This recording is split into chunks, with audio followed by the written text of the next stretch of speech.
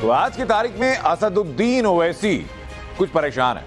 कुछ दिनों पहले माधवी लता ने खुलकर कहा था कि अगर हैदराबाद से बोगस वोट निकला तो गजब हो जाएगा, 40 साल का तिलिस्म टूट जाएगा, ऐसा दावा किया गया। अब इलेक्शन कमीशन ऑफ इंडिया ने कर दिखाया और 5 लाख से ज्यादा बोगस वोट निकाल दिए गए। एक उड़ते तीर के वीडियो ने भी ओवैसी ब्रदर्स की नाक में दम कर रखा है। ओवैसी का वोट वाला किला क्या ढह जाएगा या बच पाएगा, देखिए इस रिपोर्ट में।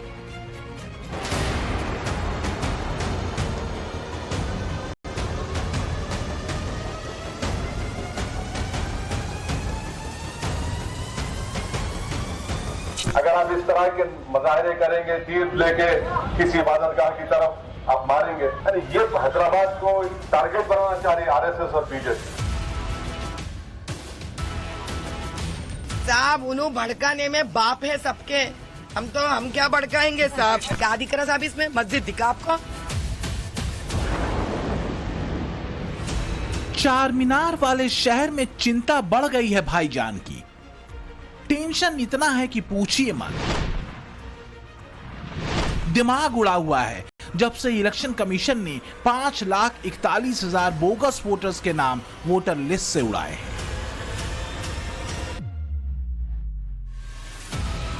एक तो पहले ही हैदराबाद लोकसभा सीट पर बीजेपी की तेज तर्रार नेता माधवी लता चुनौती दे रही थी भाईजान को। रही सही कसर वोट का गणित गड़बड़ाने ने पूरी कर दी। ओवैसी को वाकई झटका जोर से लगा है। तो क्या हैदराबाद में ओवैसी का गणित गड़बड़ाएगा? क्या ओवैसी का वोटर गणित चित हो जाएगा? 5,41,000 बोगस वोटर का नाम हटने से ओवैसी टेंशन में क्यों है?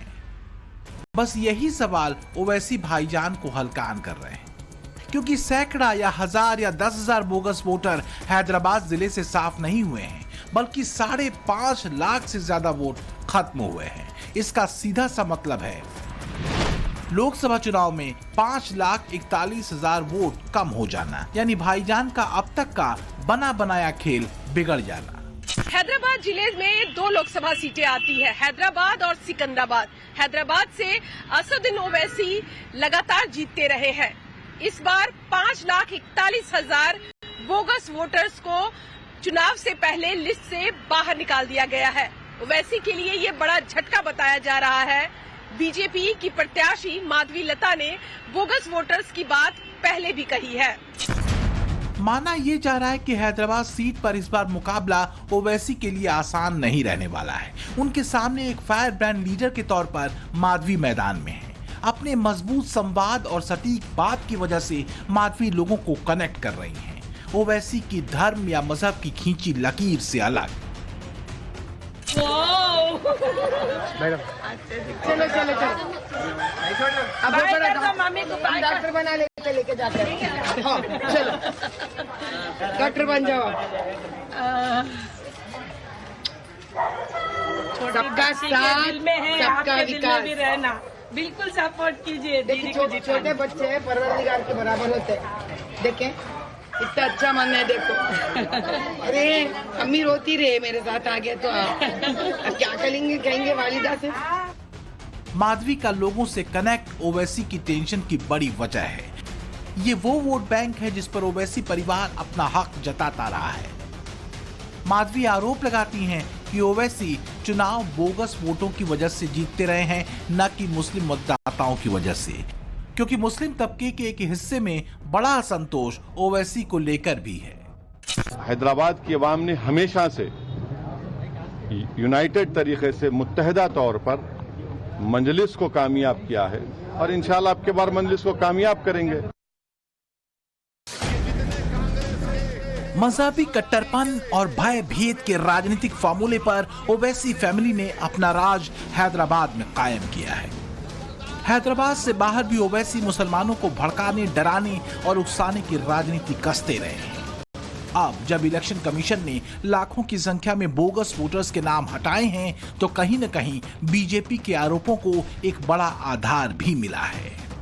हैदराबाद और सिकंदराबाद लोकसभा सीटों को मिलाकर तकरीबन 45 से 46 लाख वोटर हैं, जिनमें से करीब 5 से 6 लाख वोटर हटाए गए हैं।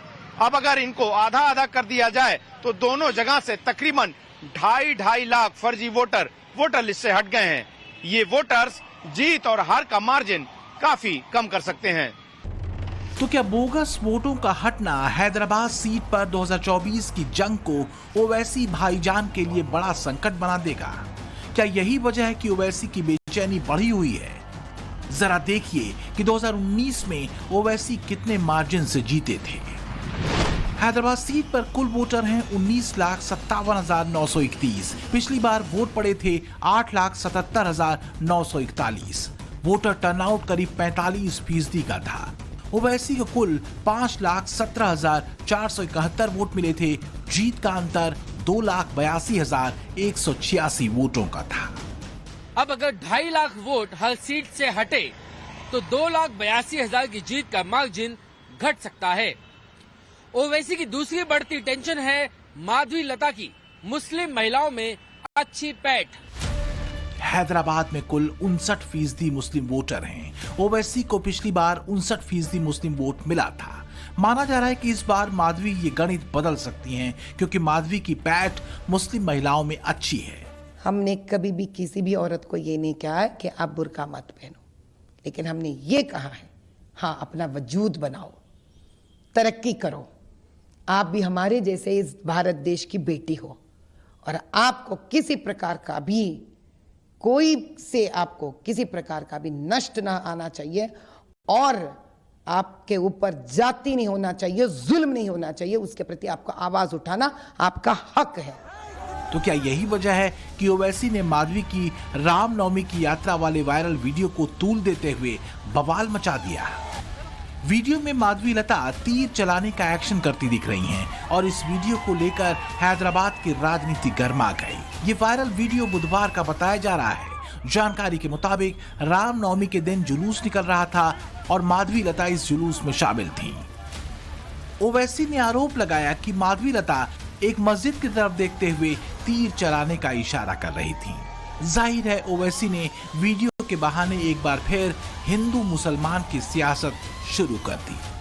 इससे बीजेपी की ज़हनियत का अंदाजा हो रहा, बल्कि आप बुजुर्ग हैं, ये नौजवाना सोचना है कि हैदराबाद का तेलंगाना का फ्यूचर क्या होगा। अगर आप इस तरह के मुजाहरे करेंगे, तीर लेके किसी इबादतगाह की तरफ आप मारेंगे। 6 दिसंबर काफी नहीं था कि आपको, ये हैदराबाद को टारगेट बनाना चाह रही आरएसएस और बीजेपी। तो मेरी आप तमाम से अपील है कि हम तमाम को ये बताना पड़ेगा, इलेक्शन अपनी जगह पर, अमन तो बरकरार रहना, ऐसी ताकतें। भाई आप कल तक मेरे को गाली देते थे और आप कुछ नहीं करते थे, जान से मारने। अब तो आप इस तरह से तीर बता रहे। वो शायर का शेर है कि क्या है, सितमगर इधर हुनर आजमाए, तू तीर आजमा, हम जिगर आजमाएंगे।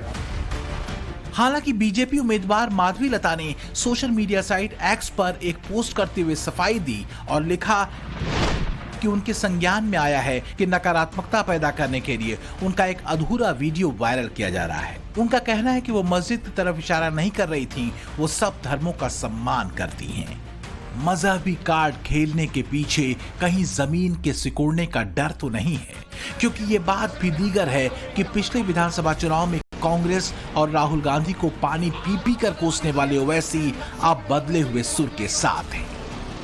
मैं जानता हूं रेवंत रेड्डी बड़े जिद्दी आदमी हैं और उनकी जिद उनको यहां तक लेकर आई और हम भी, हमारी पार्टी के लोग भी सर फिरे हैं, मगर आवाम ने एक फैसला दिया है।